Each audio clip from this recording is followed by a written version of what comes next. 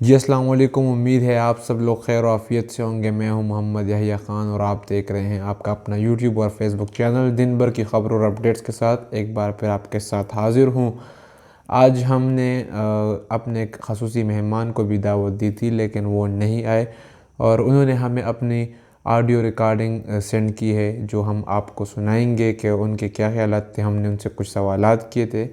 اور دوسری بات ہم آج جو ایک اہم خبر آپ کے ساتھ شیئر کرنے جا رہے ہیں وہ یہ ہے کہ محمد رضوان پاکستان کے شاندار مایہ ناز بلے باز، جو کہ آپ سبھی ان کو جانتے ہیں، کسی تعریف کے محتاج نہیں ہیں، اس وقت ورلڈ کپ اسکواڈ کا حصہ بھی ہیں، ان کے حوالے سے یہ خبر آ رہی ہے کہ ان کو تھریٹس مل رہی ہے اور باقاعدہ ان پر ایک ایف آئی آر درج کرا لیا گیا ہے۔ جی ہاں، ایف آئی آر اسی وکیل کی جانب سے درج کرایا گیا ہے جس وکیل کی جانب سے سپورٹس جرنلسٹ، سپورٹس پریزنٹر زینب عباس، آپ سب جانتے ہیں پاکستان سے ان کا تعلق ہے، اندریم عباس صاحبہ کی وہ بیٹی ہیں، اور ان پر بھی ایف آئی آر درج کرائی گئی تھی جس کی وجہ سے ان کو پاکستان آنا پڑا اور بھارت کو ایمرجنسی میں چھوڑنا پڑا۔ اب رضوان کے حوالے سے بھی یہی بتایا جا رہا ہے کہ شاید وہ ورلڈ کپ اسکواڈ کو چھوڑ دیں اور وہ بھارت سے پاکستان واپس آئیں، کیونکہ ان کو تھریٹس مل رہے ہیں اور ان پر ایف آئی آر بھی کاٹی گئی ہے۔ اب یہ ایف آئی آر کیوں کاٹی گئی ہے؟ یہ وہی انتہا پسندی ہے جو بھارت ہمیشہ سے دکھاتا چلا آیا ہے، اور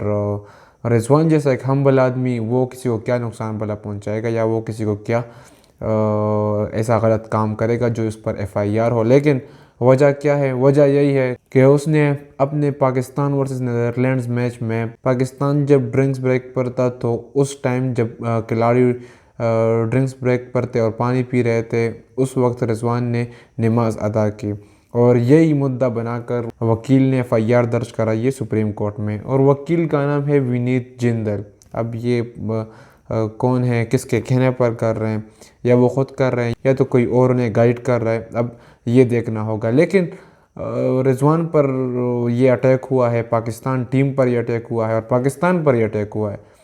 کیونکہ یہ دکھاتے ہیں کہ ہم بہت مہمان نواز لوگ ہیں، ہم قدر کرتے ہیں، لیکن جب سے ورلڈ کپ شروع ہوا ہے یہ تیسرا چوتھا واقعہ ہوا ہے جو پاکستان ٹیم کے ساتھ ہو رہا ہے۔ پہلے سپورٹس پریزنٹر زینب عباس کا واقعہ، وہ چلی آئیں، پھر اس کے بعد بابر اعظم اور رضوان کے پیچھے جس طرح آوازیں نکالی گئیں، وہ پھر کراؤڈ میں ان کو جس طرح شرمندگی والی آوازیں ان کو نکالی گئیں، ان کو غلط الفاظ میں پکارا گیا، اور پھر ابھی یہ محمد رضوان پر ایف آئی آر کاٹی گئی ہے۔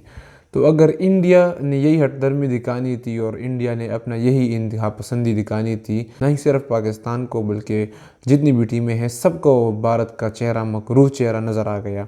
جس طرح کی وہ حرکتیں کر رہے ہیں۔ لیکن اگر یہ لوگ خود کریں، مندر جائیں یا خود پوجا وغیرہ جو بھی ان کے عبادات ہے اگر یہ کریں تو ٹھیک ہے، اگر گراؤنڈ میں کچھ یہ لوگ کریں تو ٹھیک ہے، لیکن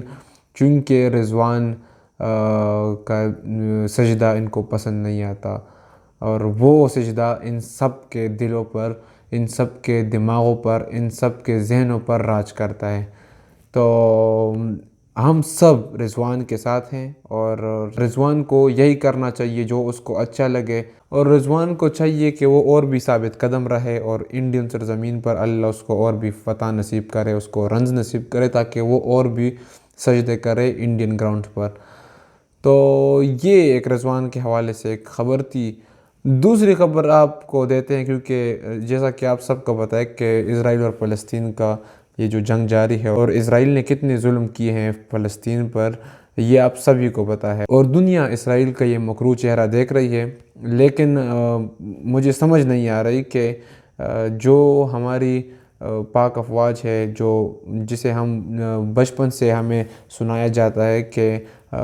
دنیا کی نمبر 1 فوج ہے یہ، اور باصلاحیت فوج ہے، بالکل بے شک ہوگی، ہمیں اپنی پاک افواج پر کوئی شک نہیں ہے، لیکن اگر ہم اس وقت میں اپنے مسلمان بھائیوں کے لیے کڑے نہیں ہوں گے، ان کے لیے آواز نہیں اٹھائیں گے، تو پھر ہم کس حیثیت سے مرد مسلمان کہلائیں گے؟ کیونکہ کشمیر کے ایک مسئلہ ہمارے سامنے ہے، اس پر بھی ہم کہتے ہیں کشمیر ہمارا ہے، وہ لوگ کہتے ہیں کشمیر ہم سے لے لو، اگر اتنا دم ہے تو آؤ لے لو۔ اور اب فلسطین کے واقعہ پر بھی جیسے کہ نگراں وزیر اعظم کا بیان آیا، پھر واپس لیا، اور اگر سیاسی رہنما دیکھے جس طرح، تو سب ڈھیلے پڑ گئے ہیں، سب سست پڑ گئے ہیں، کسی کے منہ سے آواز نہیں آ رہی، پتہ نہیں کیونکہ ان کے سب کے جو مفادات ہیں وہ مغرب کے ساتھ ہے۔ تو پھر جب مغرب کے ساتھ مفادات ہوں تو پھر آواز بھی نکالنی تھوڑی مشکل ہو جاتی ہے۔ اس سلسلے میں ہم نے اپنے خصوصی مہمان نہار بھائی سے بات چیت کی ہے۔ نہار بھائی ایک ہونہار طالب علم ہے اور شعبہ زوالوجی پشاور یونیورسٹی سے وہ تعلق رکھتے ہیں، تو ہم ان سے بات کرتے ہیں کہ نہار بھائی اس بارے میں کیا کہتے ہیں، کیا واقعی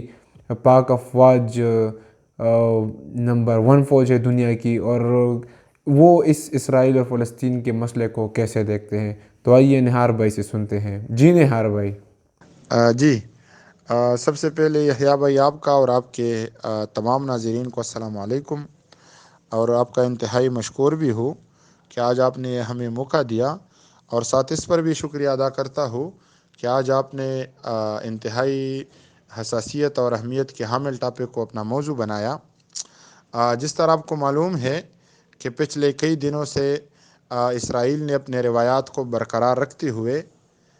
فلسطین کے اندر انتہائی ظلم اور بربریت کا طوفان برپا کی ہے۔